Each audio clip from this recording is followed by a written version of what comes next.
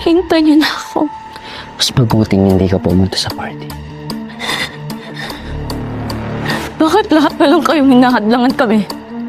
Supremo is planning to reveal everything. Ipagsisigawan niya sa lahat kung meron kayo.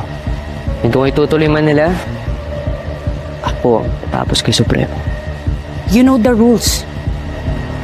Ang isang SSG president is not supposed to get involved with anyone. Wala magandang maidudulot ang emosyon sa lugar na to. Isa itong kahinaan.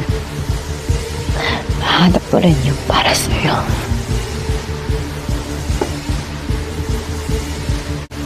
Bakit? May iba pa bang Zainshon? Kapag umakbang ka na 10 beses palayo sa akin, kalimutan mo na lahat ng nangyari sa atin. Siguro sapat na na. Inahan natin yung isa't isa.